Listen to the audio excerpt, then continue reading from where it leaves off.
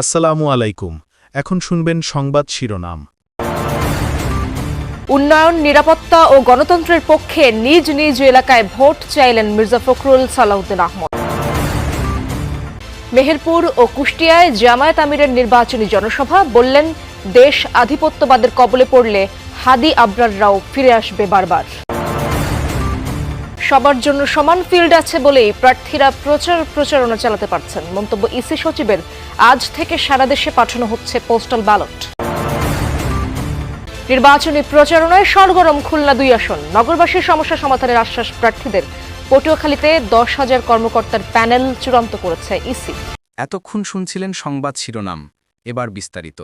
জাতীয় নির্বাচনে সারা দেশে চলছে প্রার্থীদের প্রচারণা। সকাল থেকেই ব্যস্ত সময় কাটাচ্ছেন প্রার্থী ও কর্মী সমর্থকরা। পাড়া মহল্লা অলি গলি চষে বেড়াচ্ছেন তারা, শুনছেন ভোটারদের সমস্যার কথা, দিচ্ছেন নানা প্রতিশ্রুতি।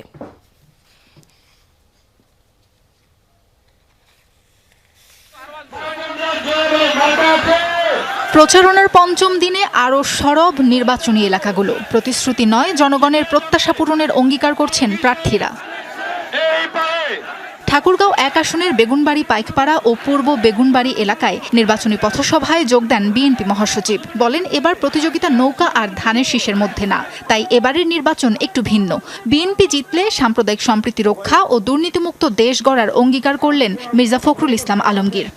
চাকরির জন্য আমরা ঘুষ নিব না, দেব না, নিতে দেবও না কাউকে। আমার মা বোনদেরকে অনুরোধ করবো, আপনারা নির্ভয়ে ভোট দিতে যাবেন, যাকে খুশি তাকে ভোট দিবেন।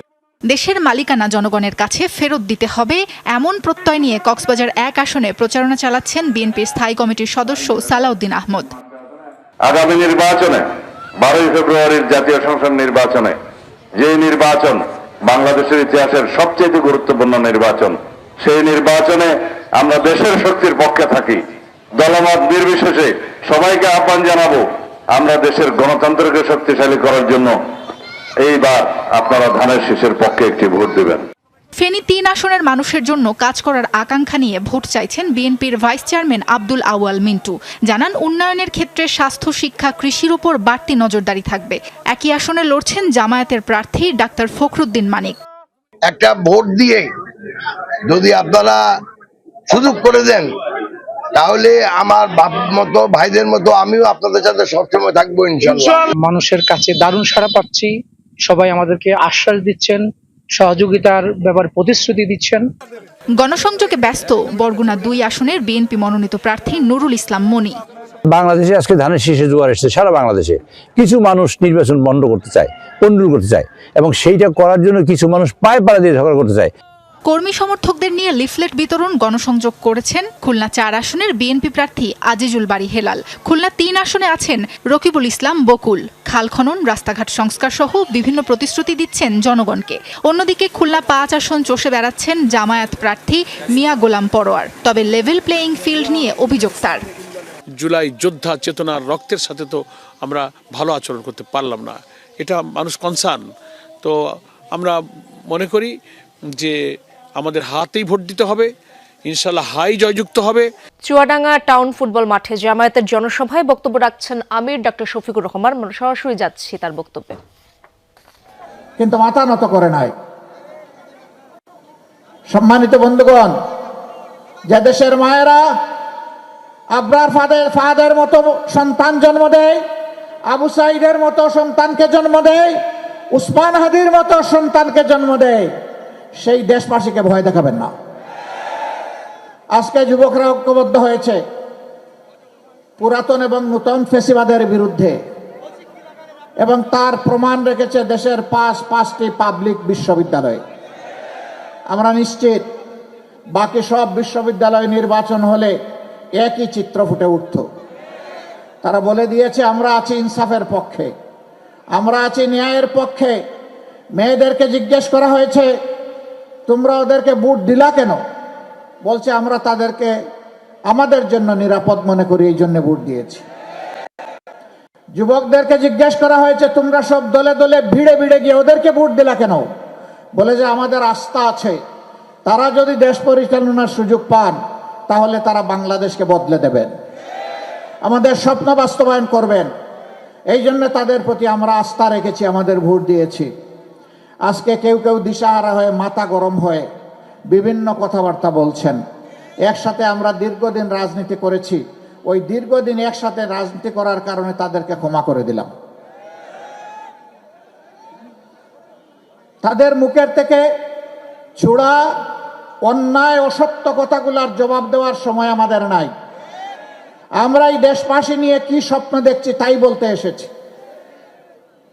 সম্মানিত ভাই ও বন্ধুগণ, চুয়াডাঙ্গার চিত্র অতি সংক্ষেপে এখানে তুলে ধরেছেন চুয়াডাঙ্গা 2 আসনের প্রার্থী জনাব রুহুল আমিন। সারা চুয়াডাঙ্গা নয়, শুধু চুয়াডাঙ্গা নয়, সারা বাংলাদেশের একই অবস্থা। এরা জনগণের সম্পদ চুরি করেছে, লুটপাট করেছে, বিদেশে পাচার করেছে, বেগমপাড়া করেছে, নিজেদের জন্য সিঙ্গাপুর এবং কানাডা বানিয়েছে, আর বাংলাদেশকে সমুদ্রের তলে ঢুকিয়ে দিয়েছে। চুয়াডাঙ্গায় নির্বাচনী জনসভায় বক্তব্য রাখছেন জামায়াত আমির ডক্টর শফিকুর রহমান। সেই বক্তব্যে আমরা ছিলাম। দর্শক, কক্সবাজার 1 আসনে নির্বাচনী জনসভায় বিএনপির স্থায়ী কমিটির সদস্য সালাউদ্দিন আহমদ কথা বলছেন, সেখানে যাওয়ার চেষ্টা করব। শহীদ রাষ্ট্রপতি জিয়াউর রহমান, আমরা তার দল করি।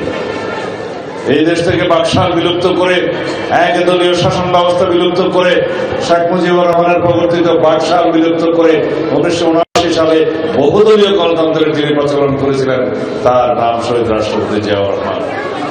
তিনি এই দেশের আইন বিচার বিভাগের স্বাধীনতা নিশ্চিত করেন, এই দেশের গণমাধ্যমের স্বাধীনতা নিশ্চিত করেন, এই দেশের সংবিধানে বিসমিল্লাহির রহমানির রহিম সংযোজন করেন এবং মহান আল্লাহর উপর আস্থা এবং বিশ্বাসকে রাষ্ট্র পরিচালনার মূলনীতি হিসেবে গ্রহণ করেন। আমরা তার দল করি। 1981 সালে শাহাদাত বরণের পর শহীদ রাষ্ট্রপতি জিয়াউর রহমানের সেই পতাকা হাতে তুলে নিলেন আমাদের নেত্রী, দেশনেত্রী বেগম খালেদা জিয়া। দীর্ঘ 9 বছরের সংগ্রামের ফলে স্বৈরাচার, সামরিক স্বৈরাচার মুক্ত হলো এই দেশ। আমরা তার দল করি। 1991 সালে এই দেশে পুনরায় সংসদীয় পদ্ধতির সরকার পদ্ধতি চালু করলেন বেগম খালেদা জিয়া। আমরা তার দল করি। তিনি প্রবর্তন করলেন 1996 সালে, যেই সংসদে আমি একজন সদস্য ছিলাম, তত্ত্বাবধায়ক সরকার ব্যবস্থা, এদেশের মানুষের ভোটাধিকার যেন নিশ্চিত থাকে, সেজন্য তত্ত্বাবধায়ক সরকার ব্যবস্থা তিনি জনদাবির মুখে প্রতিষ্ঠা করলেন। আমরা সেই আইন প্রণয়ন করলাম, সংবিধান সংশোধন করলাম। আমরা সেই রাজধানীতে জমজমাট 5ম দিনের নির্বাচনী প্রচারণা। সকাল থেকে বিভিন্ন পাড়া মহল্লায় গণসংযোগে নেমেছেন বিএনপির প্রার্থীরা। তুলে ধরেন স্থানীয় সমস্যা চিহ্নিত করে তার সমাধানের পরিকল্পনা। সেই সঙ্গে দেন নানান প্রতিশ্রুতিও। দায়িত্বশীল ও জবাবদিহিমূলক প্রতিনিধিত্ব নিশ্চিতে ধানের শীষের পক্ষে ভোট চান প্রার্থীরা। 12 তারিখ ভোট কেন্দ্রে যাবেন, ধানের শীষে ভোট দিবেন ইনশাআল্লাহ। রাজধানীর মিরপুরে সকাল থেকে গণসংযোগ করেন বিএনপি মনোনীত ঢাকা 16 আসনের প্রার্থী আমিনুল হক। নিজের পরিকল্পনা তুলে ধরে মিরপুর 6 এলাকার দীর্ঘদিনের সমস্যা সমাধানের আশ্বাস দেন তিনি। আমাদের যে মৌলিক চাহিদাগুলো রয়েছে সেগুলো আমি প্রত্যেকটি ঘরে ঘরে আমরা নিশ্চিত করতে চাই ইনশাআল্লাহ। এবং আমার এই এলাকার বেশ কিছু রাস্তাঘাট এখনো নির্মাণ করা হয়নি, সেই এলাকার প্রত্যেকটি এলাকার অলিতে গলিতে আমরা নির্ধারিত মন্ত্রণালয়ের সাথে কথা বলে আমরা তাদেরকে দ্রুত আমরা সেই রাস্তাঘাটগুলো করে দিতে চাই।